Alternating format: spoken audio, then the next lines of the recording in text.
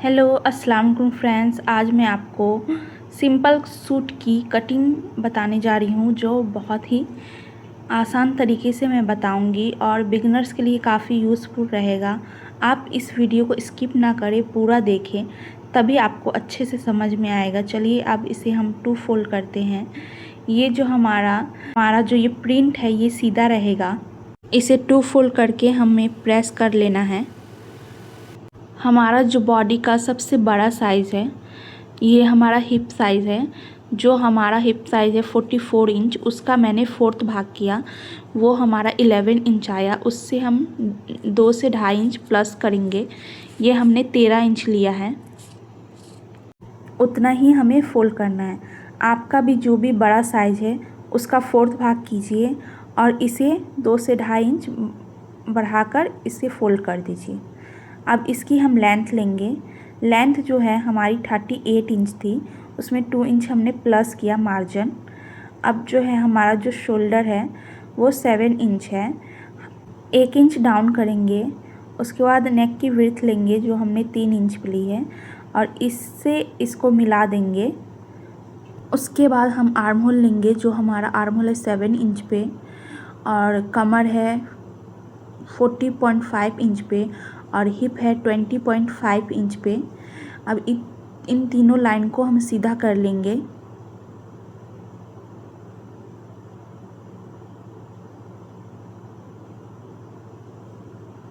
अब arm hole की जो लाइन है उसे भी हम सीधा कर लेते हैं।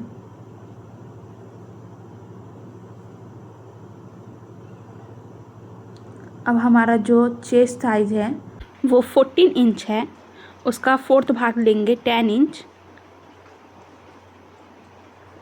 हमारा जो कमर है वो 36 इंच है, उसका 4th भाग लेंगे 9 इंच। और हमारा जो हिप साइज़ है वो 44 इंच है, उसका 4th भाग लेंगे 11 इंच। यहाँ तक हमारा मार्क हो चुका है।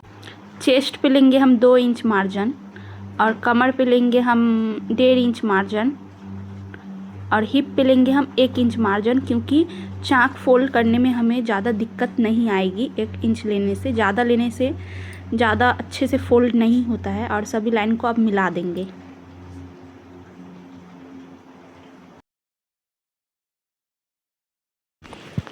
अब हम बैक आर्म होल की शेप देंगे इस तरीके से धीरे धीरे।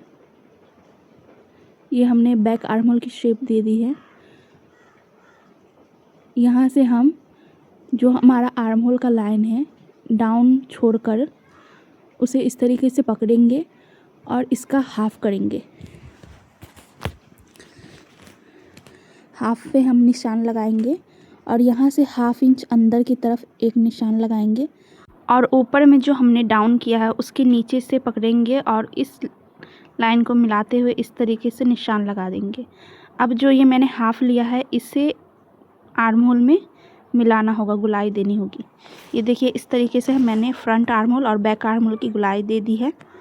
अब जो है हमारा जो हिप साइज़ है जितना आया है 12 इंच है, उससे 1 इंच हम बॉटम में एक्स्ट्रा रखेंगे। ये देखिए यहाँ पे हमने 13 इंच लिया है। अब सभी लाइन को सीधा करेंगे। नीचे से पहले इसे सीधा करते हैं।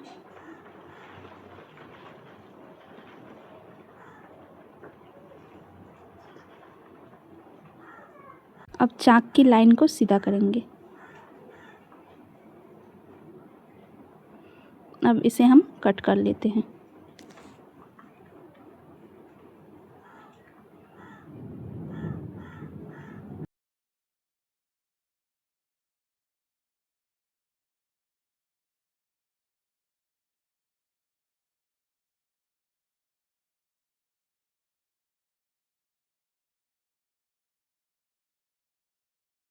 ये हमारा फ्रंट पार्ट हो चुका है। अब बैक पार्ट की कटिंग करेंगे।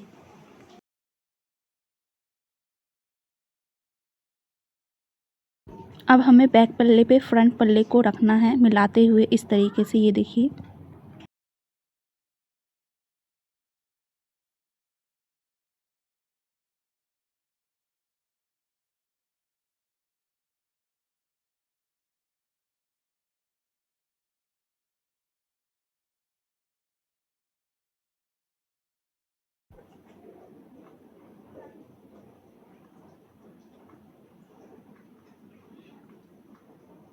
अब ये हमारा साइड का कटिंग हो चुका है।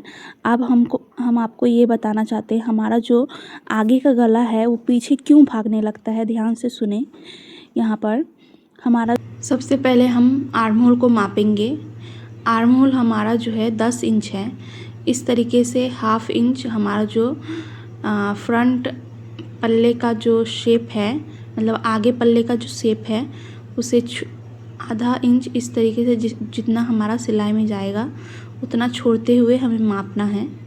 ये देखिए इस तरीके से ये हमारा 10 इंच आ चुका है।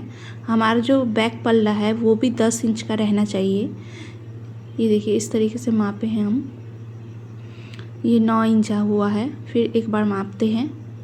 ये देखिए इस तरीके से 9 इंच हुआ है हमारा आर्म होल। ये देखिए इसमें देखिए ये हमारा जो आगे पल्ला का आर्म होल है वो 10 इंच है और पीछे पल्ले का जो आर्म होल है वो 9 इंच है। तो इसे हमें 1 इंच बढ़ाना होगा।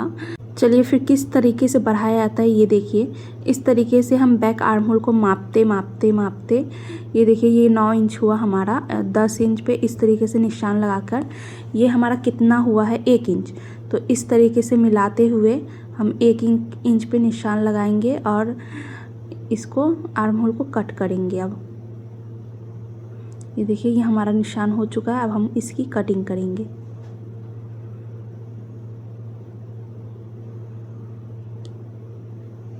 ये हमारा कटिंग हो गया है बैक आर्म होल का। अब हम फ्रंट आर्म होल की कटिंग करेंगे।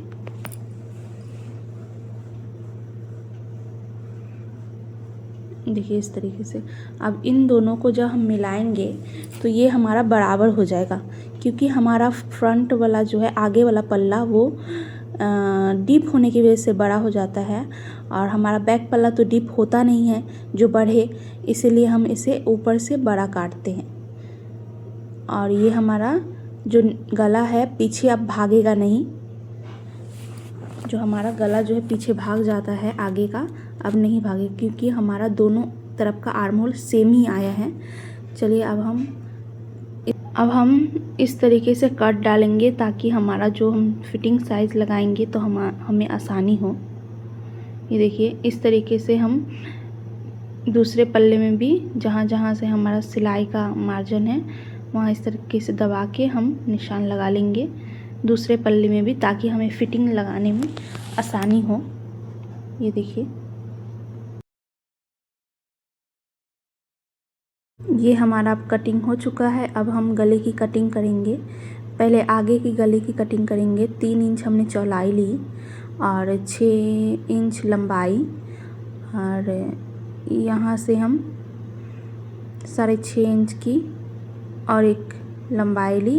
यहाँ हम पान वाले गले के साथ पाइपिंग वाला बटन वाला गला बनाएंगे। ये देखिए इस तरीके से हमने निशान दिया।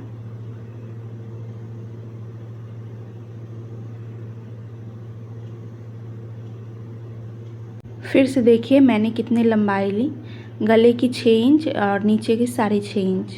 ये देखिए इस तरीके से अब हम कटिंग कर देंगे गले की।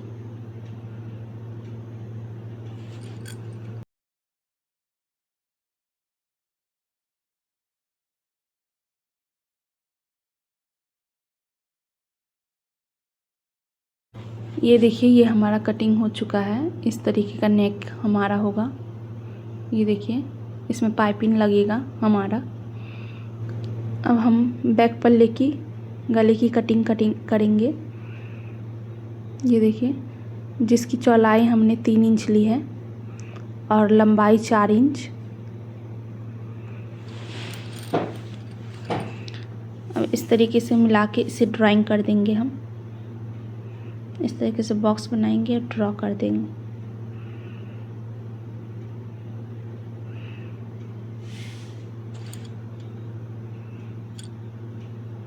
ये हमारा फ्रंट और बैक रेडी हो चुका है, फ्रंट और बैक। अब हम बाजू की कटिंग करेंगे।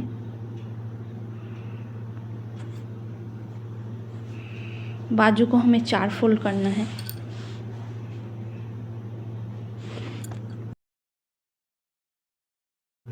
अब इसमें हम निशान लगाएंगे। ये हमारा कपड़ा 10 इंच में फोल्ड हुआ है।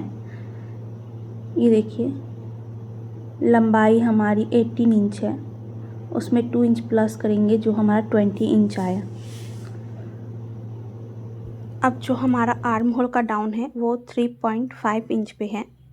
इस तरीके से निशान लगाएंगे, इसे भी सीधा कर लेंगे।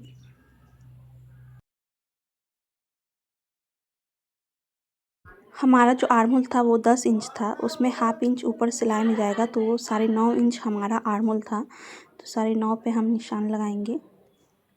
1.5 इंच हमने सिलाई के लिए लिया। अब इस तरीके से इसे मिलाएंगे, आर्म होल शेप देंगे और हम मोहरी का साइज़ लेंगे जो हमारा 6 इंच है और 1.5 इंच प्लस करेंगे मार्जिन।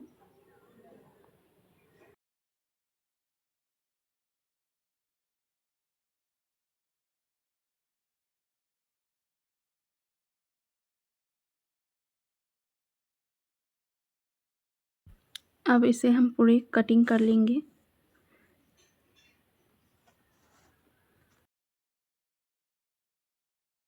हमारी पूरी कटिंग हो चुकी है। अगर आपको कहीं पे कुछ डाउट हो तो आप कमेंट करके ज़रूर पूछिए मुझसे, मैं ज़रूर रिप्लाई करूँगी। अगर आपको मेरी वीडियो पसंद आई हो तो मेरी वीडियो को लाइक सब्सक्राइब ज़रूर करें। Thank you for watching.